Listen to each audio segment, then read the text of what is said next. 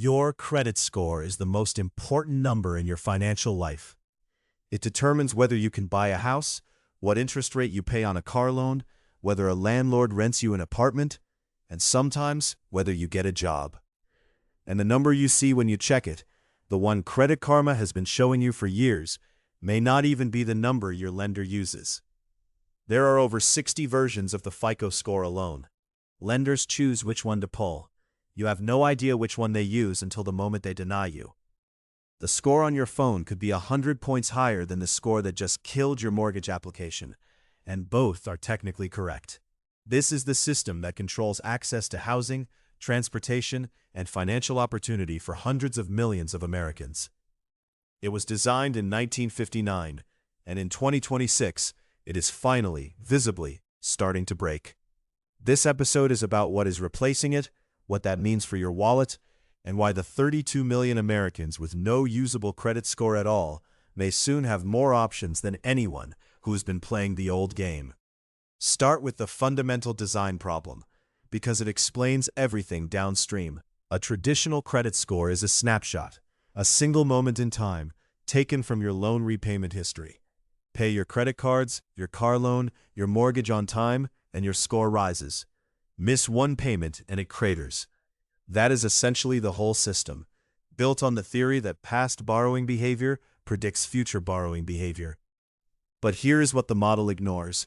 Whether you pay your rent, whether you pay your utilities, whether you pay your phone bill, whether you have been managing a checking account responsibly for 20 years without ever taking out a credit card, none of that has historically counted. The system was literally designed around the products banks sell, not around the financial behaviors that actually indicate whether someone can manage money.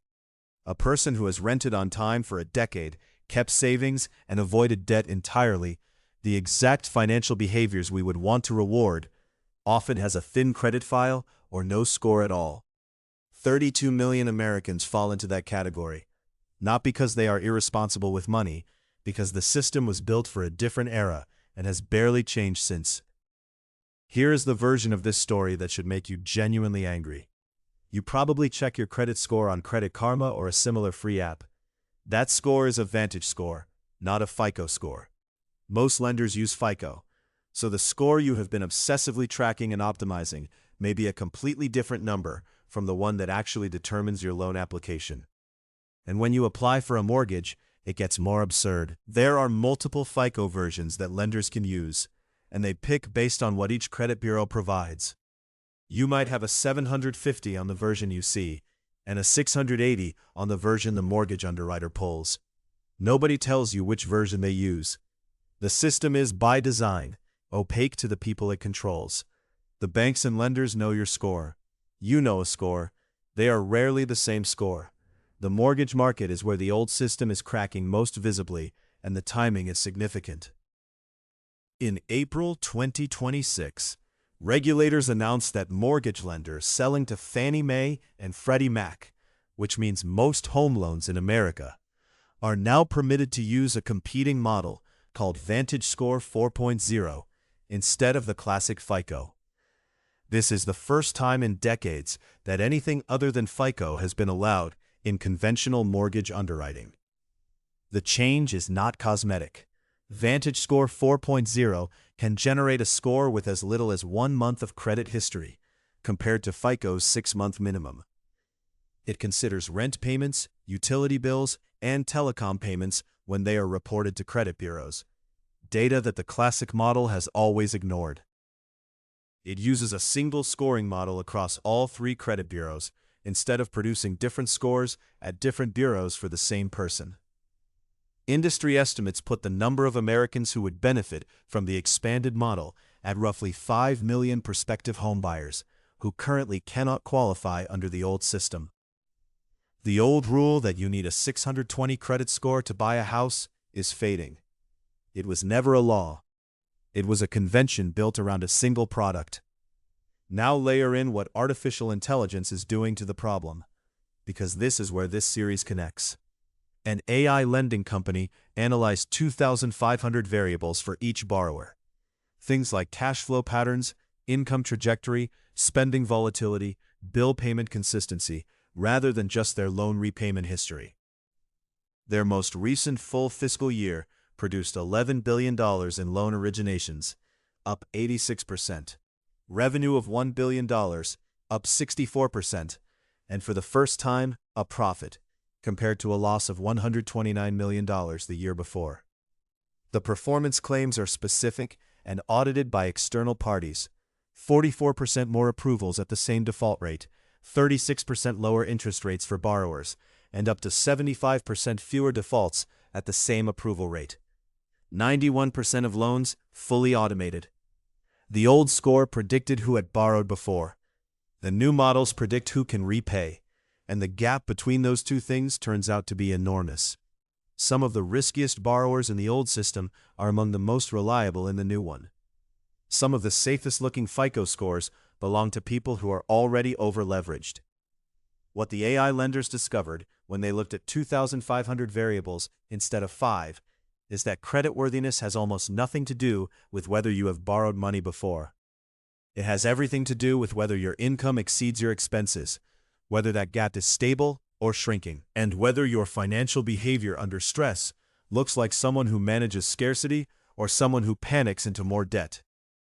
A person who has never taken out a credit card but has maintained a checking account balance above $1,000 for 3 years, paid every utility on time, and never bounced a check, is, by any reasonable financial measure, a better credit risk than someone with a 750 FICO score who is running 9 credit cards at 80% utilization and making minimum payments. The old system saw the second person as creditworthy and the first as invisible. The new systems are beginning to see them both clearly. That shift is why 5 million Americans who previously could not qualify for conventional mortgages may now be able to, not because the standards got looser, but because the measurement got more accurate. There are practical tools available right now that you can use to strengthen your credit profile without the traditional borrow and repay cycle. Experian Boost lets you add on-time utility, phone, and streaming service payments to your Experian file. If you pay those consistently, your score rises immediately for free. Ultra FICO combines your traditional credit history with your checking account behavior, how long your accounts have been open, your average balance, whether you avoid overdrafts. It was relaunched in late 2025 with a major data partner, and some lenders are already accepting it. VantageScore 4.0 can now be used for mortgage applications at lenders like Guild Mortgage and AmeriHome, which already accept alternative credit data. If you are a renter, reporting your rent payment through services that connect to credit bureaus now actually moves your score. These are not theoretical future tools. They exist, they are active, and most people who could benefit from them do not know they exist. The deeper point behind all of these tools is the same one this series has been building toward since episode 9. The financial system is not a fixed set of rules. It is a set of measurements, and measurements can be wrong. The credit bureau system measured one narrow slice of financial behavior and treated the measurement as truth for 65 years. The BNPL platforms from last episode are now reporting to those same bureaus and will move your score based on whether you bought a pair of shoes on installment. Your bank from last episode is building a behavioral profile far more detailed than anything in your credit file. The measurements are multiplying. The question is whether the new ones are more accurate and more fair than the old ones, and the early evidence from the AI lenders suggests they can be, when the right variables are chosen. That is a genuine reason for optimism. But optimism should be informed. The system is not broken for everyone equally. It is most broken for the people who most need it to work: renters, immigrants, young adults, and anyone who managed money carefully without taking on debt. So what should you actually do with all of this? 3 things in order. First, check your real credit profile, not just the score.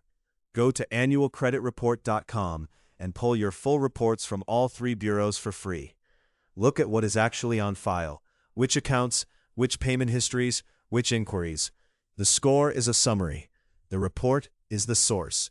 Second, if you have a thin file or a lower score, investigate Experian Boost and rent reporting services before doing anything else.